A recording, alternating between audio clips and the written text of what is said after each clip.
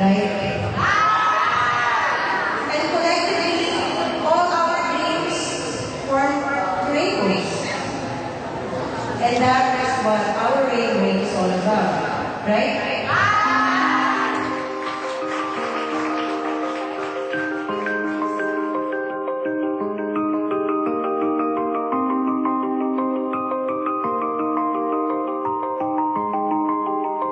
We start as early as when we go to school. When people start learning how to read and write, they should start learning about rights as well. And respect. And respect. So, as part of our 60 days of activism, we launched the ЛГБТ traveling banner.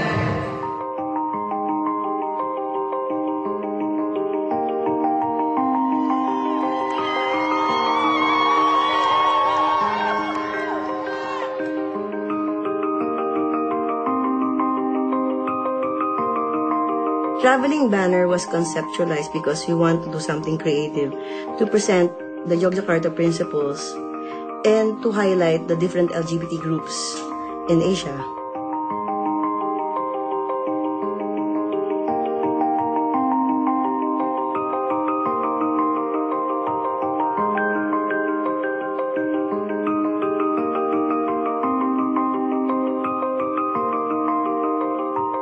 The Yogyakarta Principles is premised on existing human rights laws that already outline and speak to the rights of LGBT people. What we really needed on sexual orientation and gender identity, as is the case with other rights, the rights of the child, rights of women, rights of those with disabilities, has been the need for something more specific in terms of guidance. In November 2006, a group of human rights experts from 25 countries gathered in Yogyakarta, Indonesia, to outline a set of international principles relating to sexual orientation and gender identity. In this group were judges, professors, lawyers, national human rights commissioners, members of non-governmental organizations, and human rights experts from the United Nations.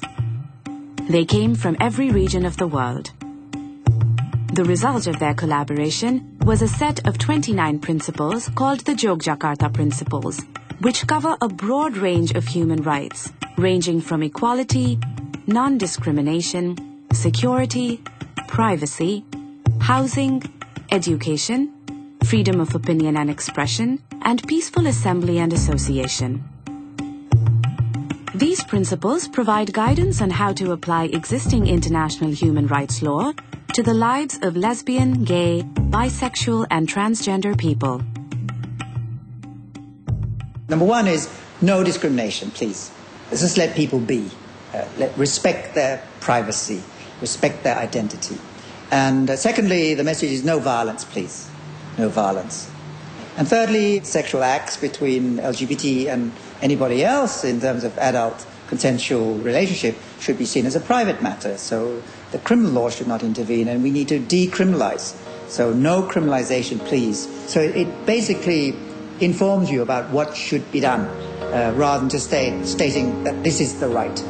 The right is there, but what should be done in terms of implementation is a very important, pervasive thread of the Yogyakarta Principles.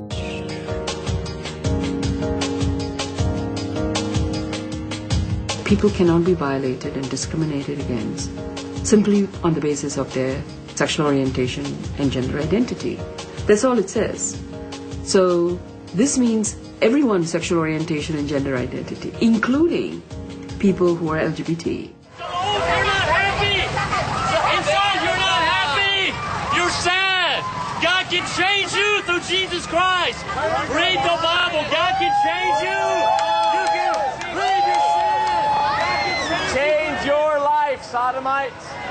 Turn from sin! Did your family had a hard time accepting you when you come out to them? Yes, they kind of make a therapy to me. They bring me to psychiatrists, not psychologists. So they think that I am sick. And they bring me to Kiai. Kiai is a religious leader, and he gave me a lot of things to read and blah blah blah. And at the end, I still can't get how come my religion did not permit me to be myself. 28 years of my life I have actually lived under the impression that, someday my parents are going to understand. They're going to let me go. They're going to let me live my life, which, never happened. I'm openly gay in our movement for human rights and democracy. I got a lot of criticism from our fellows that I should not be a gay because I'm the political activist and have a kind of, politically recognition in the movement. So they said I would be better if I'm not a gay. In Japan now in education, 1 out of every 4 transgender person has claimed that they have stopped going to school. At school, we become the object of, jokes. Families, governments, societies, non-LGBT human rights groups and movements need to know that LGBT people exist, that their rights are being violated in significant ways, that there are very few avenues for them to get justice. If you're lesbian, for example, and your family doesn't like it, there have been instances where they will kill you, where you can die because, your family just murders you because they think you're an abomination. In 2020, LGBT coming, and they are studying about the experience of the violence that get at home. From 20 lesbians, 19 get the violence at home. Most of the time, since most of their LGBT issues are within the family and within the marriage context, marriage institution, it's very difficult because it's morality which acts more than law or any such thing. อย่างผู้หญิงที่เป็นหญิงรักหญิงมาอยู่ด้วยกันเนี่ยครอบครัวก็จะรู้สึกว่ามีความผิดปกตินะฮะแล้วก็ไม่ยอมรับแล้วก็อาจจะบังคับให้แต่งงานหรือคิดว่าถ้าแล้วในเมื่อสังคมไทยเป็นสังคมที่ให้ความสำคัญกับเรื่องของพรหมจรรย์เรื่องเวอร์จินเนี่ยก็คิดว่าผู้หญิงไม่มีประสบการณ์ทางเพศเวลาที่เห็นผู้หญิงที่เป็นเลสเบี้ยนเนี่ยก็คิดว่าถ้ามีผู้ชายมานอนด้วยมามีประสบการณ์ทางเพศด้วยผู้หญิงก็จะเลิกเป็นเลสเบี้ยน A young Burmese lesbian living and working in a factory in Mae Sot, Thailand, was attacked and raped by 6 men. The victim had gone shopping with a male friend and was on her way home at night when several men who were working in the same factory blocked their way. One of the men told her she was beautiful and it was a waste for her to be a lesbian. He urged his friend to take her to the paddy field and change her sexuality to be normal. He then grabbed the young woman and told his friends to cure this abnormal lesbian so she can enter womanhood. All 6 men raped her. The next day, the whole factory came to know about the rape, but no one came to her defense. In the course of this incident and its aftermath, several of her human rights were violated. Her right to security, her right to privacy and non-discrimination, and her right to freedom from cruel or degrading treatment. Not only is there discrimination on the basis of sexual orientation, but often human rights violations are perpetrated against those whose gender identity or expression do not correspond with the sex assigned at birth or do not align with societal expectations or norms. Thai people don't really understand about the gender identity, or they also stereotype transgender. This is a problem because many transgender, they don't have any information and any role model. In the law, we state that everyone, no matter who they are, no matter what gender they are, they should be treated the same way and equal, right? Equal in terms of the human rights or things like that. But in practical, they are discriminated by the people who have a more power in the society. I was unemployed for 6 months because I started my transition. And it wasn't because I wasn't qualified, it was because of my transgender status. I have my resume to back me up. I have my scholastic records to back me up and my work experience, but no employer would like to hire me. 2 of them blatantly said to my face that we're okay with gay guys as long as they are not flamboyant, as long as they do not grow their hair long, as long as they do not grow their nails long, or as long as they present themselves as men. Dan persoalan yang mendasar buat mereka tidak memiliki kartu kependudukan sebagai warga negara Republik Indonesia. Padahal ini sangat prinsip sekali ketika suatu bantuan misalnya atau kebijakan pemerintah yang menyentuh pada masalah-masalah sosial, mereka sering terlewatkan, mereka hanya menjadi penonton. We are not protected under the law, and we also get harassed by police and enforcers. Itu padahal waria pada umumnya tidak mempunyai pilihan lain yang lebih baik. Nah, pada saat itu saya sering digaruk oleh petugas, kemudian dibawa ke kantor namanya, dihakimi dengan beberapa pernyataan-pernyataan yang sangat melecehkan waria. Nah, di situ saya sering memberikan perlawanan dengan tidak menjawab sama sekali apabila hal itu betul suatu kenyataan yang melecehkan gitu. Ellie Susana was an Indonesian transgender woman whose legal name was Sayap. In 2007, she jumped into the Kuliwang River in Jakarta and drowned. Ellie was seen running away from public order officials. These officials are civilians deputized by the city to be religious officers and are not part of the regular police force. They function like militia, are less regulated, and are more likely to commit human rights abuses. Ellie could not swim.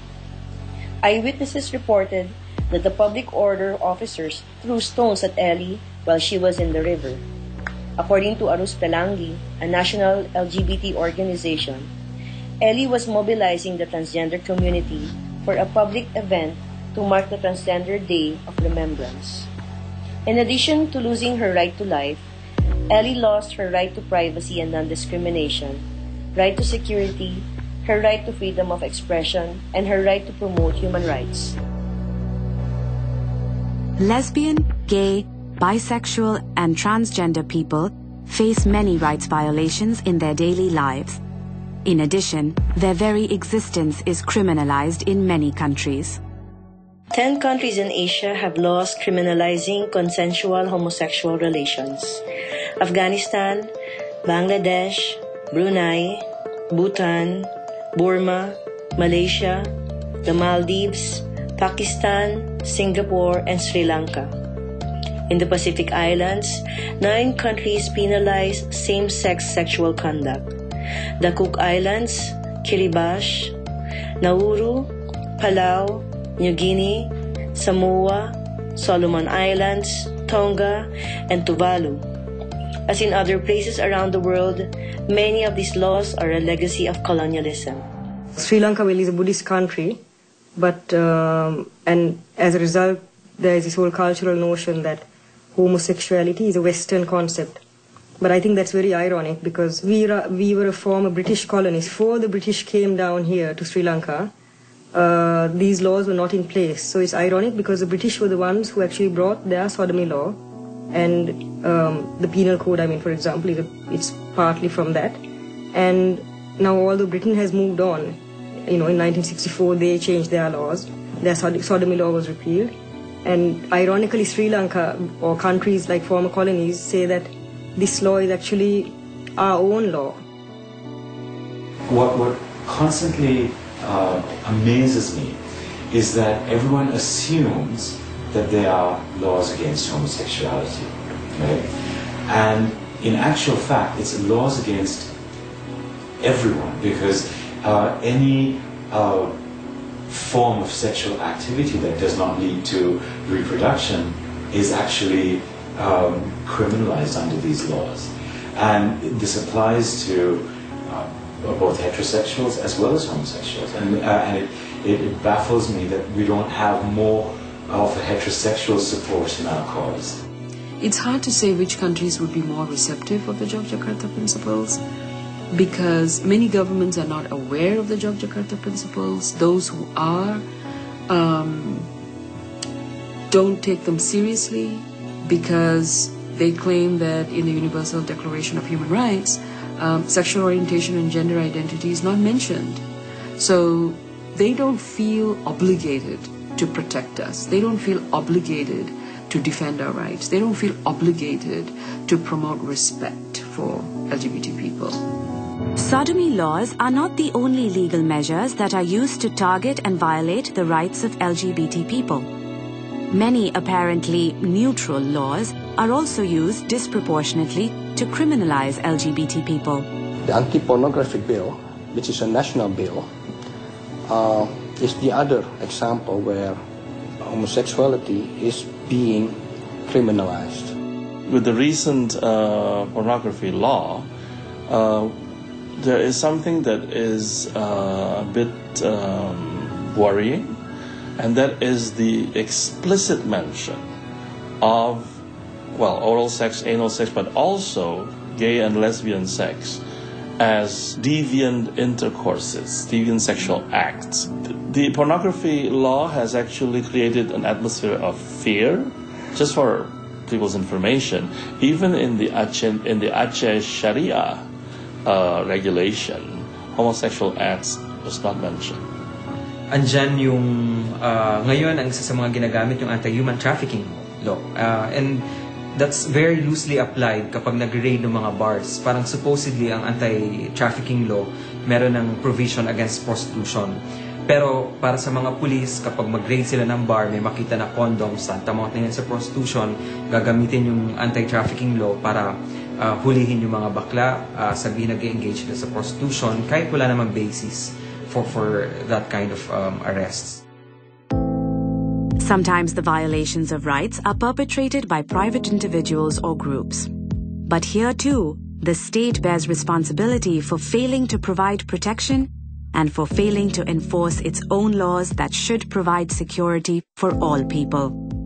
I think that the most severe discrimination what we have collectively experienced is, of course, the group attacks against gatherings of gays, gatherings of warriors, transgender people. The worst case was in 2000 here in Yogyakarta itself, where a gathering of gays and transgender people were violently broken by a gang of Muslim radicals.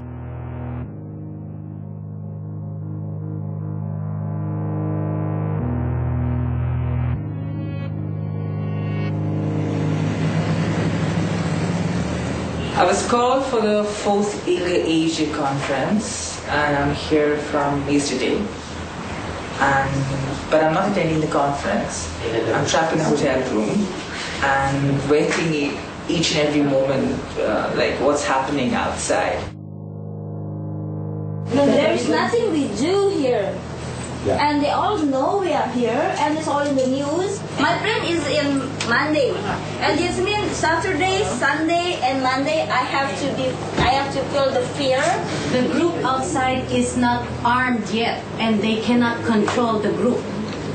Tomorrow they may be armed. They're looking at us. Oh my God! Look at the.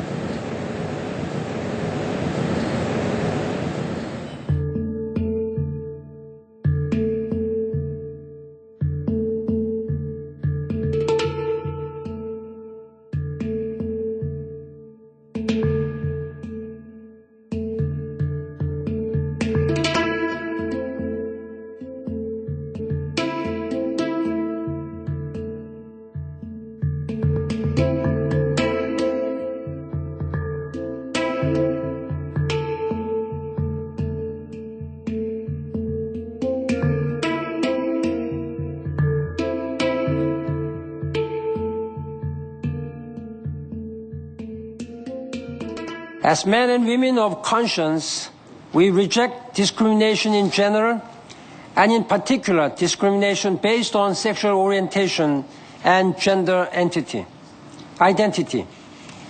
When individuals are attacked, abused, or imprisoned because of their sexual orientation, we must speak out.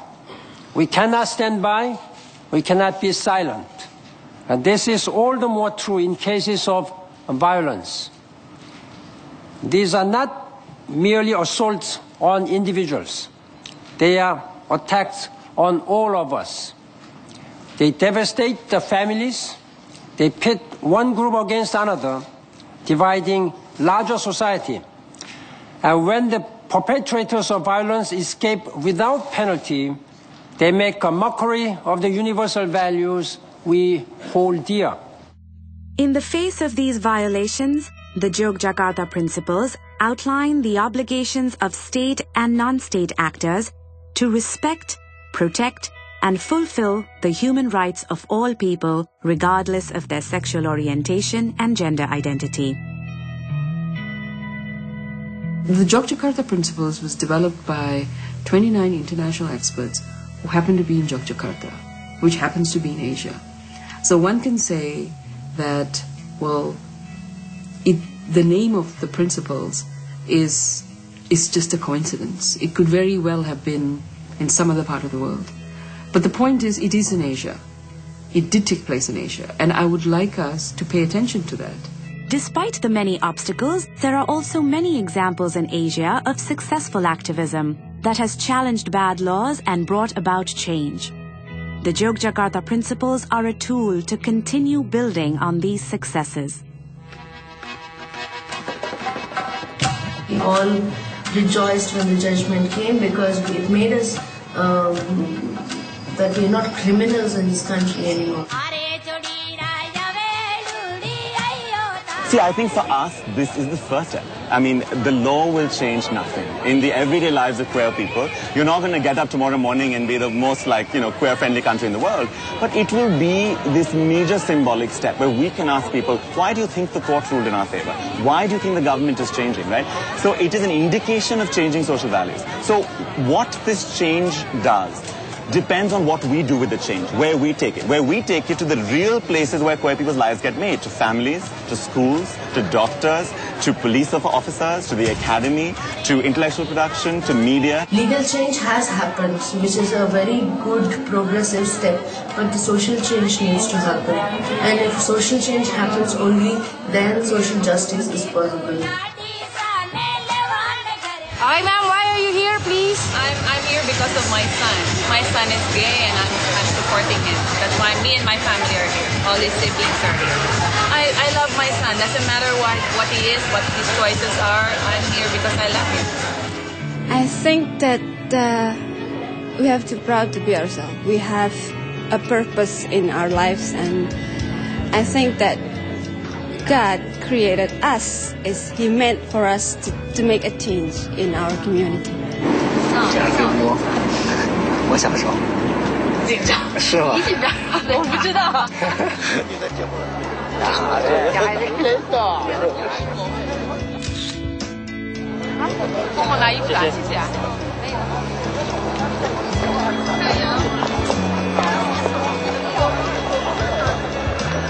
这两个男的吗？我不知道，我在收尾。我第一个站出来，摇旗呐喊，来给他签大横幅。他们能走出这一步，真的不容易。他们应该比所有的年轻人应该更有到这里。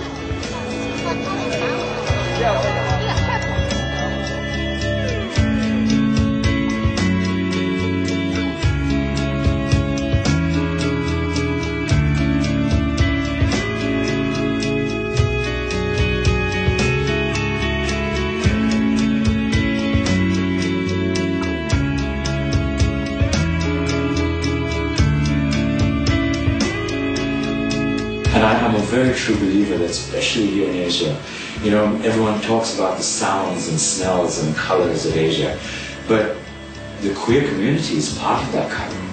The queer community is what adds this amazing dimension to what Asia is all about, to the diversity of Asia, to the fact that Asia is so amazingly fabulous. And if we take all of us out, then we're left with not so colorful nation.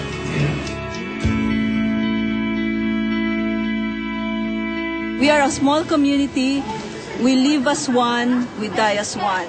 If the community will fail, it's because we failed, not because one group failed. Our work is cut out for us, and there is still a lot to be done. There's really no excuse right now to not learn from other organizations. There's no excuse to not learn from generations before who had started the whole gay movement. I mean, they can Google it. I mean, they have all the resources right now. So to be apathetic is really inexcusable. The government should recognize that LGBTQ are the part of citizenship. So I think the government should protect their rights. The Yogyakarta Principles says that people have the right to live free from violence, to have housing, to have education, to have access to healthcare, to be free from torture, to live the full spectrum of their life. Our duty now, not only Human Rights Commission, but society, LGBT group, or the government as well, is to hold to the implementing the value of the Yogyakarta Principle. This is the most important thing to make the society in normal situation. When we promote about the LGBT right, we translate the Yogyakarta Principle, and we try to distribute the Yogyakarta Principle to many women organizations, to human rights organizations, also to the government organization. Today we launched the Yogyakarta Principles comic. We do believe that it is important for young LGBT to understand about the content of Yogyakarta Principles. Because of that, we are trying to make it more friendly to youth LGBTs, so they're able to understand about the content, and then they could implement it on their daily life. Our constitution, which has a clause, well, not in the main constitution, but in the letter of intention, there is a clause that says discrimination on the basis of sexual orientation and gender identity is prohibited under the clause of sexual discrimination.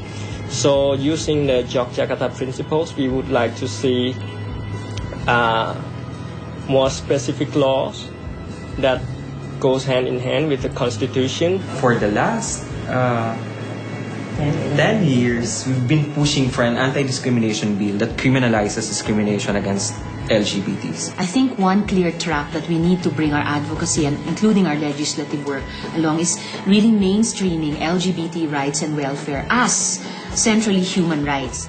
Before we had difficulty, using international human rights laws, and with the lack, especially with the lack of national laws in the Philippines. Now there's something we could add to promote the LGBT rights. We could use those provisions, very specific provisions that tackles gender identity and sexual orientation under the law. The very ordinary men and women, whether they are academics, whether they are journalists, whether they are lawyers, whether they are students, they can do a lot.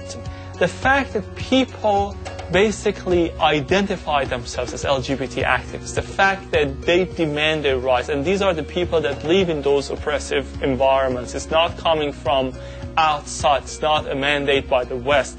That in itself is beautiful, is working, and I think is a reason to be hopeful. What's wrong with the gay people? We could be anyone. We could contribute all our strength, potentialities, and all our capacity, so we can be recognized as a human being. Doesn't matter whatever we are, especially for our sexuality.